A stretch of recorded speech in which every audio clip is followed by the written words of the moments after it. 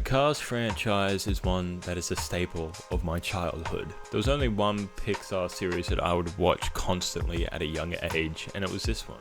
And I even got to see one on the big screen itself. However, in saying this, I remember a sour taste being left in my mouth after this experience. Deciding to investigate with a trip down memory lane, a rewatch didn't change my mind. In fact, I share some of the same critiques that younger I had when he binge watched this entire filmography. So please sit back, relax, as we go through the one and only Cars Trilogy. Cars is a truly heartfelt film with heavy emotions and thought-provoking characters scattered throughout a rich and caring plot. The film follows a selfish and arrogant young race car named Lightning McQueen, who just placed in a three-way tie for the racing season's Piston Cup. With the eager thought of taking on a new sponsorship, McQueen is devoted to arrive in California, where the three-way breaker is being held before anyone else. Along the speedy travels, McQueen finds himself lost as he drifts out the back of his pulling truck. He finds himself into a small town off the skirts of Route 66 called Radiator Springs. Upon the night he arrives, he uproars chaos and almost destroys the town. Kept captive until he can fix the town's road that he destroyed, McQueen finds himself throughout the duration of his stay. Needless to say, McQueen manages to make it back in time for his big race, only to sacrifice his win to help the king cross the finish line. This arrogant hotshot race car is transformed into a humble and caring rookie after realizing that life isn't about destination, it's about the journey. Delving into the movie, I was scared. This was a film I haven't watched since I was a kid, and my opinions of media have changed drastically since then. I'm glad to express that my love for this film has since expanded. This movie is a gorgeous telling on a slow down on life message. Pixar is doing what it does best here in hiding a deeply coded and extremely well thought out story in the form of a children's film. This movie clocks in at just under 2 hours, making it, I believe, the second longest Pixar movie, just under Incredibles 2, but oh boy. Everything deserves to be in here. There are a lot of characters in this film, and each of them are established at the very least for the audience to know their name and where they're coming from. The lighting in this film was gorgeous, as per Pixar style. Make everything look beautiful, and the writing was just as, if not even more majestic. The script managed to balance humor with depth with each character, whilst keeping each and every one different and with a purpose. At the end of the day, this movie warmed my heart, and it deserves a 9 out of 10. Moving on to Cars 2, now this might be where some thought the problem lies, however this movie is nothing short of peak. Cars 2 has such a rich and complex plot, I'm just going to quickly sugarcoat it before I delve into more detail. The Radiator Springs gang returns as McQueen volunteers himself into the World Grand Prix, a race created by Sir Miles Axelrod to promote and showcase his new alternative fuel source. When Mater is brought along the way, shenanigans surely arise. He's mistaken for a spy due to the intel that was planted on him by another, and the wacky adventures that follow form a fun time. Now that that's out of the way, I'm going to take a deep dive into this truly substantial plot that this movie is, and try to explain why I adore it so much. Sir Miles Axelrod is a Land Rover that set out on an expedition he thought doable with gasoline. However, when he ran out, he wanted a change for good. He turned fully electric and created a new fuel that is completely safe for all to use. To celebrate this success, Axelrod hosts a race around the world that is known as the World Grand Prix. McQueen finally decides to join when another racer, Francesco, insults Mater on live TV. McQueen accepts the challenge of racing on the new fuel alternative all in all, whilst bringing Mater along with him. Now, the subplot starts brewing at the beginning of the film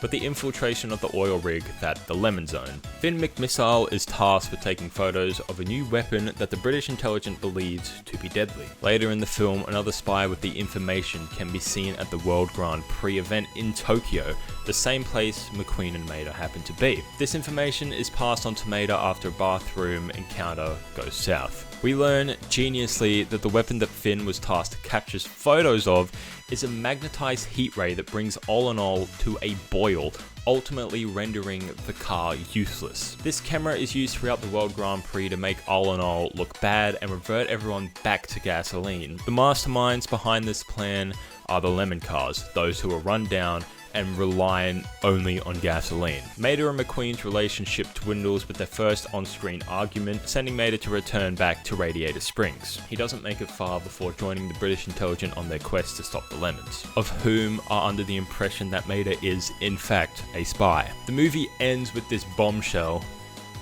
that Sir Miles Axelrod was behind everything, for he too was a lemon car. So the entire scheme was an attempt at world domination, but the characters still remain to grow throughout the film. They learn their lessons the hard way, and each relationship is built more and more as time progresses. This is why this movie is my favorite of the three. Its complexities kept me engaged, and the characters still feel close to my heart.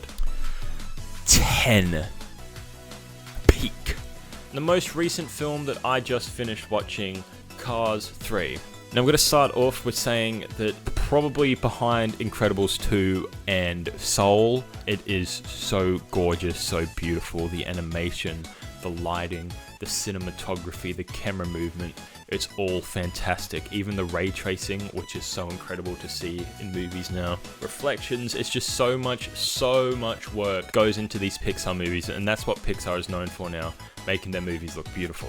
It helped as well to have a gorgeous score composed by Randy Newman, who mixed the elements of the original score and added his own to make this majestic soundtrack that is the Cars 3 OST. Now, in saying that, all these things are good, but they're not what make a movie good. This movie was meant to be like McQueen's retirement, his send-off, if you will. And we see throughout the movie his struggles as he grows older. Cars 3 is about the new generation of racing, pushing out the older generations who once were rookies, such as McQueen. McQueen becomes one of the last rookie cars that are now the old cars, and the entire racing scene is being changed forever. McQueen has to win his new race against his arch nemesis Jackson Storm so that he can decide when he's retiring. But if he loses this race, everything goes to his brand dealer and he has to give up his wheels, which he doesn't want to do. Along the way, he gets trained by a racing mentor named Cruz Ramirez. Things don't go his way and he feels as if he's not being prepared. So after some confrontation between characters, they figure out that Cruz is truly the real racer. Now I want to share my problems with this film because there's quite a lot of them. I'm going to start off with, it felt a lot like a carbon copy of the first. Sure, it did things new, but there was so much just referencing to the first one. I'm talking about the sponsorships and how they talk. I'm talking about the first shot to the last shot, of course, the ending of Radiator Springs. I eat losers for breakfast, that was just riddled throughout. A lot of it just felt rinse and repeat of the first. Another thing was the heavy usage of the fabulous Hudson Hornet, Doc Hudson. I'm not sure why they went so heavy with him actually being in the film. They reanimated flashbacks from the first film. They had new scenes with Doc Hudson in them. I don't know if Paul Newman voiced those lines before he passed away or if they got a new voice actor in. I don't know if they animated outtakes from Paul Newman or just animated new lines, but there were definitely lines from Doc Hudson that weren't in the first one. McQueen, throughout this whole movie, tries to find himself again and goes through a lot more relentless training to try and drive better than Storm. Along the way, he finds Doc Hudson's crew chief. How is he alive? What? He's got to be like 180 and that's not even a joke. But anyway, they teach him new ways, the same way that they taught Doc Hudson. And we see Cruz Ramirez in here. Here's where things, we see Jackson Storm training on a simulator, which we find out early in the movie that it doesn't work for McQueen. But we see Jackson Storm belting past 208 miles per hour. Pretty much the whole time that they spent with Smokey, they got McQueen and Ramirez on the track. McQueen was tasked with beating Cruz Ramirez, and he pretty much just couldn't do it. Now, I know that they were pressed for time because they had to get to the California 500 or whatever it was called. But if he couldn't beat Cruz Ramirez, why would he even go on the track? We see Cruz Ramirez have very little training, but we do discuss that she used to want to be a racer, but decided not to go on her dreams because it just wasn't working out for her. So for a split second, McQueen catches up and passes Ramirez, but he is inevitably overtaken once again. To beat Storm, he clocked in at 2:14 at the very end of the film. For some reason, I can't imagine that they were doing over 2:14 in that little race. So towards the end of the film, Lightning McQueen is put on the track, and then halfway through his race, he comes to the pit stop and he puts Cruz Ramirez out there. Obviously, she wins, which doesn't make any sense. This is meant to be like a passing the torch thing, and they definitely have room for making a new movie, but the way that this was sought out throughout, I didn't like it. I didn't agree with it at all. McQueen started the race, Ramirez finished the race, but she's had absolutely no training prior. The reason why McQueen is here is because he pushed himself so hard to the literal limit that he crashed and burned. Ramirez shows up for 2 days and she's out here and she wins the race against a 214 mile per hour car that a veteran racer could not beat. She does not train by herself, she trains other cars, and we see that this training of other cars does not render to her, because we see her try and use these methods that she uses to train other cars in the real world, but she can't do them. I just feel like the main message I got from this movie was we can make another one, and by the end of it, we need McQueen to pass down the torch. They said, well, what are we going to do? And they were just like, well, I don't know, we'll figure that out on the way. This movie definitely had the right at heart, it just executed it poorly, and it came across as a rushed project. Now, saying all of that, this isn't really a bad movie by itself, but as a fan of the Cars universe, it just let me down a bit. As a movie itself, I'd give it maybe a 6, even a 7, because Pixar is so beautiful, and it's quite a funny film. From a Cars perspective, I would give it like maybe a 3, a 4 at best. But anyway, I just wanted to briefly touch on the Cars trilogy, my favorite trilogy of all time, maybe. Not really. No, it's not. My favorite animated Pixar films, obviously Cars 2 is one of my favorite films of all time, and I grew up on the other ones, so naturally I would make these. I've got to try and make more of these kind of styles of videos. I'm gonna do The Incredibles next, that's why I've been referencing it so much throughout this video.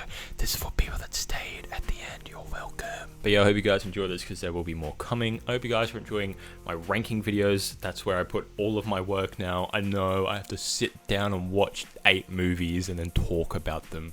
Life is hard, guys, you have no idea. That's gonna do it. Hope you enjoyed. Let me know what you guys think on the Cars movies. Have a good day.